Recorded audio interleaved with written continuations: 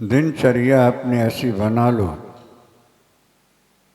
फुर्सत बैठने का समय न हो। साधक के जीवन की यही एक विशेषता है। अगर साधक इस फार्मूले को अपना ले तो जीवन सफल हो जाता है। जैसा पहले बताया गया कि 2-3 घंटे मानसिक पूजा करो, 2-3-4 घंटे नाम जप करो, 1-2 घंटे भगवान की पूजा करो, कुछ समय बैठ के भगवत कथा श्रवण करो, समय तुम्हारा कट जाएगा आराम से। सदग्रंथों का स्वाध्याय करने का भी अभ्यास बनाओ, धीरे धीरे धीरे आदत बन जाती है। संसार में असंभव कुछ नहीं। सुना जाता है कि नेपोलियन ने डिक्शनरी से असंभव शब्द ही निकलवा दिया था। वो कहता था कि व्यक्ति जो चाहे लगन से करे तो सफलता मिल जाती है। बात भी ठीक है। माचिस की तीली में जरा सी आग है, निकली है, लगता है तो जरा सी क्या करेगी। इसको रुई और आग मिलती जाए, लकड़ी आगे मिलती जाए, देखो सारे पहाड़ को जला देगी, सारे नगर को जला देगी। जरा सी आग अगर उसको आगे बढ़ने का अवसर मिल जाए तो नगर को जला दे, पहाड़ों को जला दे। इसी तरह आपके अंदर जितनी शक्ति है, आप सोचते हो कि हम तो पढ़े लिखे नहीं हैं अथवा कम पढ़े लिखे हैं, या हमारा मन अभी लगता नहीं है, या हमें कुछ याद होता नहीं है, इसी में आप नर्वस होकर बैठ जाते हो। जबकि शास्त्र कहते हैं कि नहीं, आपकी ऊर्जा, आपकी एनर्जी, विल पावर आपके अंदर बहुत भरा पड़ा है। कुंडलनी शक्ति के बारे में लिखा है ग्रंथों में, भाषत आयुत भाषत तसाम विस्तंत तनि असीम सतमयुख शीतलाम। आपके मूलाधार में कुंडलनी शक्ति 3.5 लपेटा लपटी है, एकदम पतले से पतले धागे। जैसे कमल की डंडी को तोड़ो तो उसमें 4-6 धागे निकलते हैं, देखा है? कभी नहीं देखा।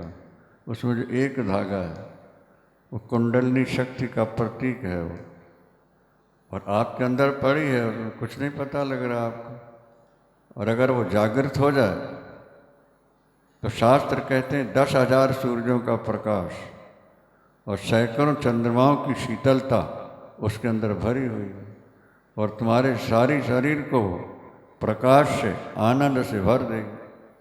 लेकिन वो जागेगी तब ना, पर जागेगी तभी जब उसका चिंतन करोगे। हम चिंतन संसार का करते रहते हैं, दिन भर भोगों का चिंतन करते हैं, पैसे का चिंतन करते हैं, तो शक्ति फिर जहाँ की तहाँ पड़ी रह जाती है। आप अपनी शक्ति को, ऊर्जा को जागृत करो, शांति से बैठ जाओ, हाथ पैर बिल्कुल ढीले कर लो,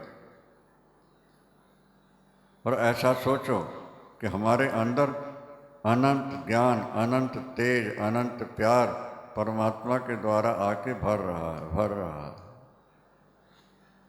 जैसे गड्ढे में चारों तरफ से पानी भरता है वर्षा के दिनों में, इसी तरह हमारे शरीर में परमात्मा का दिव्य ज्ञान, दिव्य तेज, दिव्य प्रकाश, दिव्य आनंद भरा जा रहा है, हमारे भर रहा है। भावना तो करो पहले, यद यद धियात उर्गाय विभावयंती तद बपु प्रणयसी सदनुग्रह। तुम भावना बनाओ, धीरे धीरे भावना साकार हो जाएगी। जागो माँ कुंडलनी, हे माँ कुंडलनी जागृत हो जाओ, मूलाधार में स्थित हो तुम, सार्धक त्रिवलया मूलाधार में एक बार जाग जाओ। विषय जनित जो क्षणिक आनंद मिलता है वो कुंडलिनी के जरा से हिलने में आनंद का अनुभव होता है। अगर वो पूर्ण रूप से जागृत हो जाए तो 10,000 सूर्य और 100 सैकड़ों सहस्रों चंद्रमाओं की तरफ प्रकाश चारों तरफ फैल जाएगा। प्रकाश तो है आपके अंदर। हम कहा करते हैं कि भाई स्वप्न में आपको कुछ दिखता है कि नहीं दिखता है? दिखता है। तो दिखता क्या, अंधेले में दिखता है कि प्रकाश में दिखता है? हाँ, अच्छा, तो आपके अंदर जब प्रकाश है ही नहीं तो फिर दिखा कैसे? आप तो कहते हो कि हम आंख बंद करके ध्यान करते हैं, अंधकार नजर आता है, लेकिन उस अंधकार के अंदर ही तो प्रकाश छुपा हुआ है। तो धीरे धीरे धीरे अंधकार मिटेगा, जब ध्यान की गहराई में जाओगे तो प्रकाश प्रकट हो जाएगा। माचिस की तीली में आग है कि नहीं है? और 100-200 डिबियाँ रखी हैं तुम्हारे कमरे में और लाइट गोल हो गई है, प्रकाश होगा?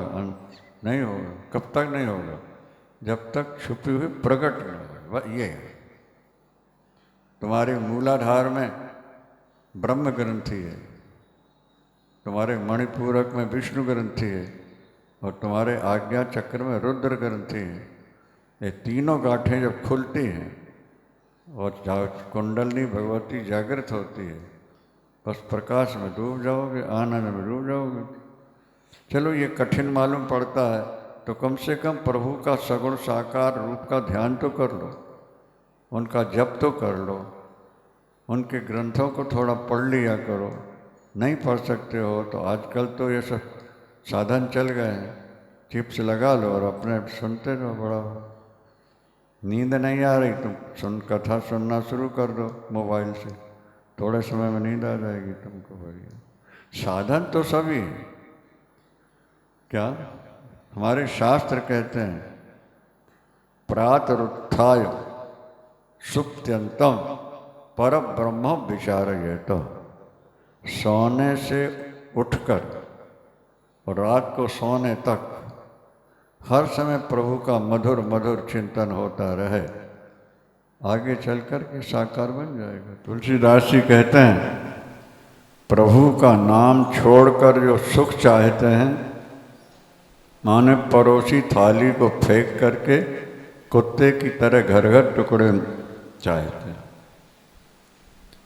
जो ईश्वर का नाम छोड़कर सुख चाहता है वो दर दर डोलेगा, पेट नहीं भर पाएगा। ये ध्यान रखें। इसलिए बार बार कहा जाता है। अच्छा, नाम लेने में कोई पाई पैसा लगता है क्या? नाम लेते लेते थक जाओ तो थोड़ा सुनने लगो। कैसे सुनते रहो? थोड़ा नींद आ जाएगी तो फिर हल्कापन आ, फिर जपना शुरू कर दो। जैसे बच्चे स्कूल में कितने विषयों पर को याद करना है, कितने विषयों को लिखना है परीक्षा में, तो अपना टाइम टेबल बना लेता है कि नहीं? इस समय ये रटना है, इस समय ये पढ़ना है, इस समय ये पढ़ना है। वो पढ़ता रहता, उसको पढ़ते पढ़ते नींद भी आती है तो भी सोता नहीं, क्योंकि कल परीक्षा है, परसों परीक्षा है। तो बेचारा कभी चाय पीता है, कभी जल के छींटे मारता है, फिर बजने लगता है। क्या हमारा एक दिन अलार्म नहीं बजा तो हमने कहा, हनु ये क्या हो गया भाई? कि उठ तो हम पहले से गए थे और देखा कि टाइम हो गया है और अभी अलार्म नहीं गया। इन्होंने 2 लाके मोबाइल रख दिए। 1 बजे ठीक है, नहीं दूसरा तो बजेगा कम से कम, 2 में से कोई तो बजेगा। और ये वास्तविकता है कि 4 बजे उनके बजने से पहले ही हम उठ के बैठे होते हैं। तो कभी ऐसा समय आता है कि अलार्म बजे तब हम उठें, और फिर अपने टाइम टेबल बना लिया, जैसे बच्चे बना लेते हैं। इस समय जपना है, इस समय इतना पाठ करना है, इस समय इतनी पूजा करनी है, इस समय इतना ध्यान करना है, इस समय इतना जपना है, इस समय इतने ग्रंथ पढ़ना। इसलिए लोग कहते हैं, गुरुजी आपसे बात करने का समय नहीं मिलता, जब देखते कुछ करते रहते हो। अरे भाई, गुरु तो तुम्हें संकेत दे रहे हैं कि जैसे हम व्यस्त रहते हैं वैसे तुम भी व्यस्त हो जाओ। तुम परमुखापेक्षी क्यों होते हो? तुम अपने आप को संभालने की कोशिश करो। क्या तुलसीदास जी कहते हैं कि जो व्यक्ति राम नाम अवलंबित जो चाहे परमार्थ, प्रभु का नाम लिए बिना जो स्वर्ग जाना चाहते हैं, वैकुंठ जाना चाहते हैं, मानो वर्षा की बूंदें पकड़ के आकाश में उड़ना चाहते हैं। बरसत बारिद बूंद जो चाहत चढ़न आकाश। ये संसार तो ये बादलों में कभी कभी कई चित्र बन जाते हैं, देखा होगा। कभी देवी देवताओं के भी चित्र बनते हैं, कभी मकान जैसे दृश्य, लेकिन कितनी देर ठहरेंगे, थोड़ी देर में फिसक जाते हैं। इसी तरह संसार भी फिसकने वाला है। यहाँ सार कुछ नहीं है। सार अगर है तो ईश्वर का नाम, सार है तो ईश्वर की कथा, प्रभु का ध्यान, ये उनका निवास। इस पर थोड़ा वृत्ति अपनी लगानी चाहिए। काम करते भी नाम जपा जा सकता है, सेवा करते भी प्रभु का स्मरण किया जा सकता है, कुछ ऐसा नहीं। नींद ज़्यादा आती है महाराज, गरिष्ठ भोजन करते हो। भागवतकार लिखते हैं निद्राम सत्व निषेवया। अगर तुम नींद को जीतना चाहते हो, हल्का फुल्का थोड़ा भोजन करो। हम सोकर जब उठते हैं और अपने पाठ में या ध्यान में बैठते हैं, ऐसा लगता है कि शरीर है ही नहीं हमारा, केवल लाइट ही लाइट है, प्रकाश ही प्रकाश है, एकदम शरीर बिल्कुल। और इस अवस्था में भी जाके शरीर इतना हल्का फुल्का रहना और दर्द नहीं, कुछ नहीं होता। पहले होता रहा होगा, लेकिन जब लगे रहे क्या जाने, अब वो शरीर ही वैसा बन गया। अभी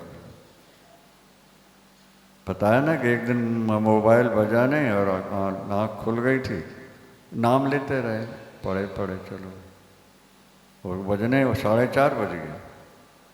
हाँ, बजा नहीं और नींद लगी नहीं, अब खुल गई है और शरीर हल्का। उठ के बैठे, देखा तो 4:30। अरे ये क्या हो गया? निद्राम सत्व निषेवया। नींद को जीतना है तो हल्का फुल्का भोजन। अब हम कितना हल्का फुल्का करते हैं। तुम लोग प्रसाद लेते हो तो देखते ही हो क्या होता है इसमें, क्या जल्दी हजम हो जाता है। महाराज अब तो हम भी हल्का फुल्का लेने लगे, लेकिन सुबह से लेके शाम तक सारे आश्रम की सेवा करती है और महर्षि की भी सेवा करती है और नाम बराबर जपती रहती। काम करते रहना और नाम, काम करते चलो, नाम जपते चलो। मुख से काम करना है कि हाथ से करना है? और नाम हाथ से जपना है कि मुख से जपना है? मुख से जपना है। हाथ से काम करना है, मुँह खाली है तो मुख से प्रभु करना है। गोपांगनाओं का जीवन इसका उदाहरण है। प्रातःकाल 3:30-4 बजे उठती हैं, दही बिलो रही हैं तो अभी गोविंद के गीत गा रही होती। गायंती गोप्यो जनतानुरागा गोविंद दामोदर माधव। देखो, भजन करते विपत्ति आए तो दो में से एक बात समझ लो, या तो ये हमारे प्रेम की, धैर्य की परीक्षा है, अथवा हमारे पूर्व जन्म का कोई प्रबल पाप था जो निकल रहा है, भोग करके निकल रहा है। धत्ते धैर्यम तो यो धीमान सधीरा पंडितोथवा। धत्ते धैर्यम, शास्त्र कहते हैं, भजन करते अगर संकट आता है तो या तो परीक्षा है, और परीक्षा है तो देनी है कि नहीं देनी है, समझो। अथवा हमारे पूर्वजन का कोई प्रारब्ध था। धर्मराज युधिष्ठिर ने, भीष्म पितामह ने भगवान कृष्ण से प्रश्न किया, केशव, मैंने अपनी जान में जीते जी बचपन से अभी तक कोई पाप नहीं किया, फिर मुझे 57 दिक्पाल बाणों की शैया पर क्यों सोना पड़ा? प्रश्न है कि नहीं है? उत्तर भी है। प्रश्न है तो उसका उत्तर भी है। भगवान ने दिव्य दृष्टि दी भीष्म पितामह, देख लो, 100 जन्म के पहले 101वें जन्म में ये राजा के यहाँ हाथी के महावत थे। महावत समझते हो ना, हाथी को चलाने वाला, नहलाने लाने वाला। वो देख रहे हैं, उनको दिखने लगा सब। भगवान ने दिव्य दृष्टि दे दी थी। जा रहे हैं, हाथी को जल पिलाया है, हाथी को नहलाया है और वापिस लौट रहे हैं। एक गिरगिटान जा रहा था, छिपकली जैसे होती ना, एक लाल सिर का होता थोड़ा लंबा गिरगिटान। अच्छा, वो सामने से निकल रहा था। भीष्म पितामह ने अंकुश मार दिया उसको, उसके पेट में अंकुश छिद गए। हाथी को इशारा किया, सूंड से अंकुश उठा के, अब वो छटपटा रहा है। इनका खेल हो रहा है। आगे बढ़े, कांटों की बाड़ी थी, नागफणी संफाफणी होते हैं, इसमें कांटे ज़्यादा होते हैं नहीं। बाड़ी कीकर के भी कांटे, बाड़ी लगी, तो ऐसे घुमाते हुए छिड़क दिया। बात समझ में आ रही है नहीं आई? वो जाके कांटों में से छिद गए और 57 मिनट छटपटाते छटपटाते मर गए। भगवान कृष्ण कहते हैं, उस निरपराधी को आपने कांटों में छेद के मारा था और 100 जन्म हो गए, ब्याज बढ़ गया कि नहीं बढ़ा? तो 57 मिनट की जगह 57 दिन हो गए कि नहीं हुए? और वो प्रारब्ध में आ चुका था तुम्हारे। प्रारब्ध बिना भोगे कटता नहीं, इतना ध्यान रखना। कुछ लोग इसी में हताश हो जाते हैं, अरे इतना भजन करता है फिर भी दुखी है, इतना भजन करता है फिर भी बीमार है, इतना भजन कर रहा फिर भी इस घर में। ये घबराने वाली बात नहीं है। या तो प्रभु परीक्षा ले रहे हैं। जब प्रहलाद के सामने नरसिंह भगवान प्रकट हुए, स्तुतियाँ चली, तो ब्रह्मा ने पूछा, भगवान ने हाथ जोड़ के क्षमा मांगी प्रहलाद से, क्षंतव्य मंग यदि में समय विलंब। प्रहलाद बेटा, कहाँ तेरा इतना सुकुमार शरीर और राक्षसों के द्वारा इतनी भयानक तुझे यातनाएं दी गई। मुझे आने में विलंब हो गया है तो मैं क्षमा मांगता हूँ। क्या? तो ब्रह्मा जी ने कहा, प्रभु जल्दी आ जाते तो क्षमा तो नहीं मांगनी पड़ती। तो भगवान ने कहा, ब्रह्मदेव, विलंब से आने में 2 कारण थे। वो क्या? एक तो ये कि मैं दुनिया को दिखाना चाहता था कि जिस पर मेरी कृपा हो, सारी दुनिया की ताकत मिलकर भी उसका बाल बांका नहीं कर सकती है। सियावर रामचंद्र भगवान की जय। एक, अगर पहले ही शस्त्रों के आघात में प्रकट हो जाते तो हिरण्यकश्यप कहता ना, अब ये तो चलाया ही नहीं, इसमें मार जाता है। सारे शस्त्र, सारे उपाय कर लेते। जाको राखे साइया, मार सके न कोई, बालन बांका कर सके जो जग बैरी। दिखा दिया भगवान ने, सारी शक्ति लगा दी हिरण्यकश्यप। दूसरे भगवान कहते, दूसरा कारण यह है ब्रह्मदेव, मैं दुनिया को ये दिखाना चाहता था कि जो मेरे प्यारे भक्त होते हैं, विश्वास वाले भक्त होते हैं, क्या उन पर कितनी विपत्ति आ जाए वो भजन नहीं छोड़ते। प्रहलाद पर कितनी विपत्तियां आई, उन्हें छोड़ा नहीं उन्होंने। ये भी दिखाने के लिए, दुनिया को प्रेरणा देने के लिए कि तुम पर भी अगर कष्ट आए भजन करते हुए तो प्रहलाद की तरह भजन छोड़ना नहीं है तुमको। उदाहरण प्रस्तुत करने के लिए भगवान ने सब कुछ किया है, क्या नहीं किया हुआ है। चले चलो, शबरी के दिन और रात बड़े आराम से कट रहे थे। अब मतंग ऋषि के जाने का समय आ गया, शरीर छोड़ना है। बुलाया, बेटी अब ये शरीर छोड़ना है, अब मैं जा रहा। इतना सुनते ही शबरी व्याकुल हो गई कि सारे सहारे तो छूट चुके थे, एक ही सहारा था। बहुत रोई, चरणों में गिर पड़ी, गुरुदेव, प्रभु, पिताजी, मेरा क्या होगा?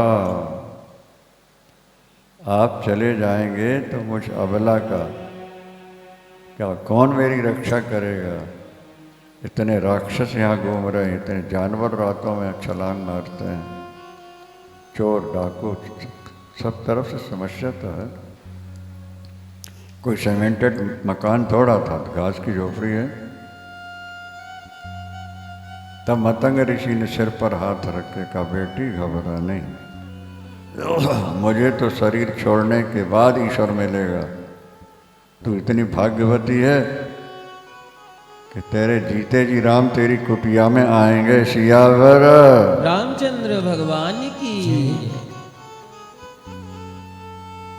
शरीर छूट गया, सबरी को सहारा मिल गया, मेरे राम आएंगे। बस गुरु के वचन प्रतीत न जे, सपने सुगम न सुख सिद्धते। शास्त्रों में लिखा है कि गुरु भक्त जो होता है, गुरु ने रात को कह दिया दिन है तो कह देगा कि दिन है, और दिन को कह दिया रात है तो शिष्य कहेगा रात है। ये निष्ठा जिसको कहते हैं। आजकल वैसे शिष्य नजर नहीं आते ना। आजकल के तो वो शिष्य हैं कि जो हम चाहते हैं वही होना चाहिए। ये समस्या है। शबरी को भगवान मतंग जी ने कहा, राम तेरी कुटिया में आएंगे। बस शरीर छूट गया। संबल सहारा, राम कुटिया में आए। सुबह उठती है, अपने कुटिया के दरवाजे से लेकर काफी दूर तक झाड़ू पोछा करती है। फिर गोबर मिट्टी पानी से जैसे पोछा लगाते हैं, कुछ पुष्प तोड़ करके बिछा देती है यहाँ से वहाँ तक। मेरे राम आएंगे, उनके पैरों में कांटे न चुभें, कंकड़ न चुभें, ऐसा। फिर फल फूल ला करके रखती है और एक टक लगा के उत्तर दिशा की ओर देखती है, नॉर्थ की ओर। इसी तरफ से राम को आना है ना भाई। कुटिया के दरवाजे में बैठी बैठी देखती रहती, अकेली। आप कहते हो हम अकेले करें क्या, हम तो बोर हो रहे हैं। क्या हम तो आपके पास इसलिए आना चाहते हैं कि हमारा मन बहल जाएगा। हमने कहा किसी का सहारा क्यों। जब बच्चा तुम्हारा चलने लगता है तो पहले तो छोटी सी गाड़ी जैसी होती है तो पाया होता है चल। क्या हम चाहते हैं कि वो उसी जिंदगी भर उसी को पकड़ के चले। हम चाहते हैं कि नहीं, चलते समय कोई सहारा न इसको लेना पड़े। बात समझ में आ रही है कि नहीं। और तब तक माता पिता सावधान रहते हैं। जब थोड़े दिनों में वो सब छोड़ के पैदल चलने दौड़ने लगता है, माता पिता खुश होते हैं। तुम समाज में रह कर के समय पार करते हो, हमेशा समाज तुम्हें कहाँ मिलेगा। तुम अभ्यास करो कि हम अकेले रह सकते। वही बात जो पहले बताई कि नाम का जप करो, मानसिक पूजा करो, ध्यान करो, पाठ करो, समय तुम्हारा आराम से निकल जाएगा। अच्छा, सियावर रामचंद्र भगवान की।